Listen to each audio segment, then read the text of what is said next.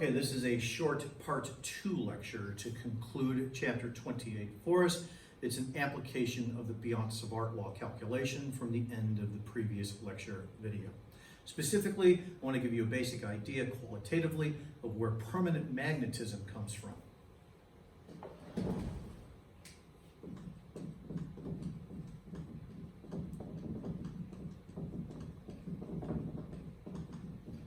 Okay, so go all the way back to the beginning of chapter 27 for just a moment when I described to you the magnetic force that occurs between individual bar magnets.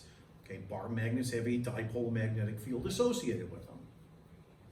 So recall, a bar magnet's dipole B field. All right, so here's a bar magnet like so with a north and south pole. And then from north to south, we have a magnetic field present that looks like this.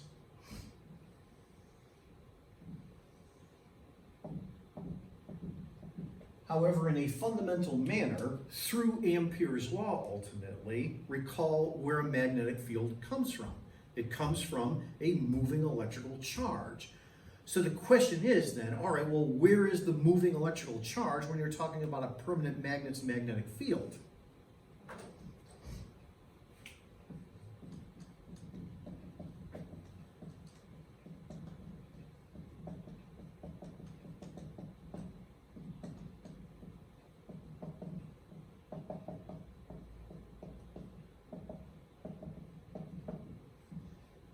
Can anybody tell me?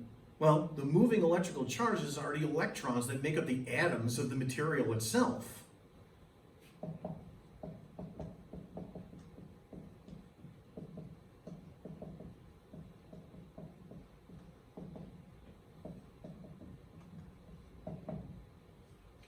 Or not make up the atoms, I guess I should say, that are within the atoms. Let me correct that for us. That are within the atoms.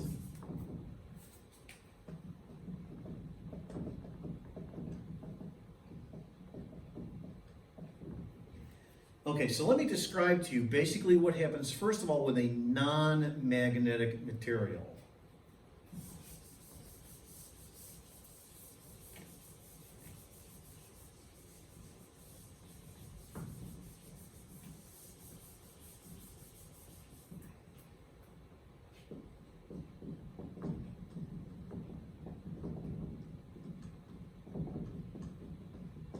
All right, so let me just draw our non-magnetic material here as a rectangle, and then we have individual atoms and so on and so forth that make up this material.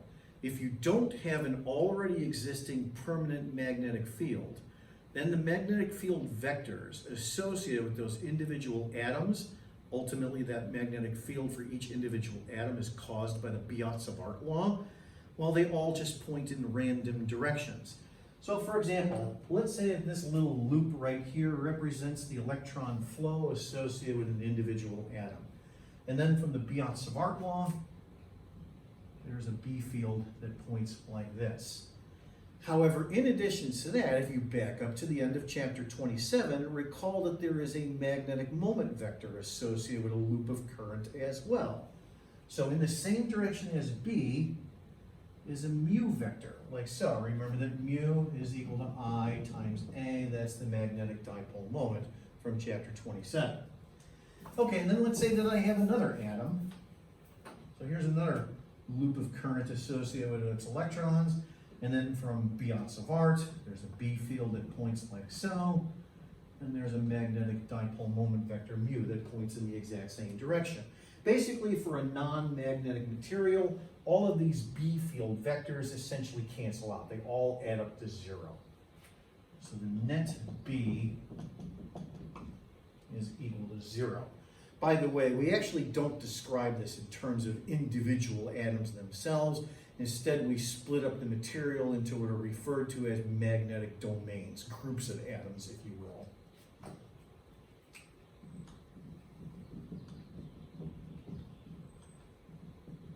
Okay, ultimately, however, that's an unimportant detail for our purposes. Okay, so now picture that this right here is a piece of metal. It's non-magnetic to begin with. And then what we do is we place this in the presence of an already existing magnetic field, like a really strong magnetic field associated with a really large amount of current or something like that. So let's say we all of a sudden turn on an external B field, okay, like so. And I'm going to refer to this as B external.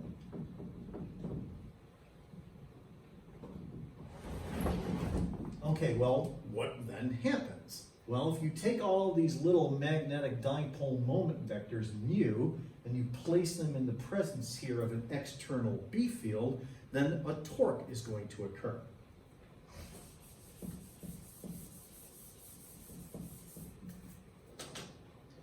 So now tau equals mu cross B external occurs. So then therefore the magnetic domains, to be a little bit more technical about it, the individual atoms themselves then start the torque.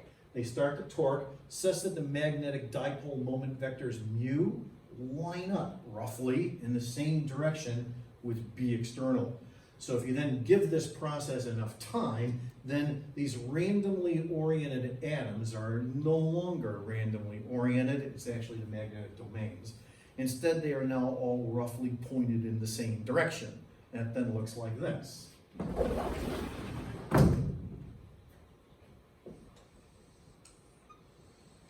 All right, so once again, here's my material. Okay, here's the external B field that we turned on from before. And now we've got all the little magnetic domains, once again, just the individual atoms themselves. Now they're all kind of roughly lined up in the same direction.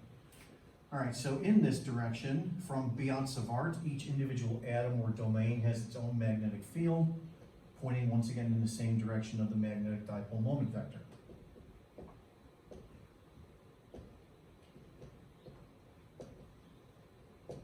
Like so.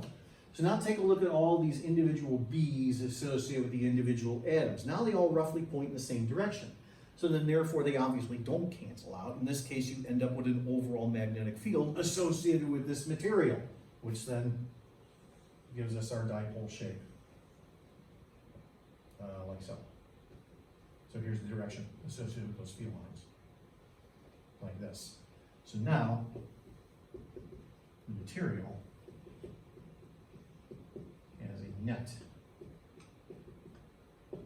B field. And that's the permanent magnetic field associated with a bar magnet, for example.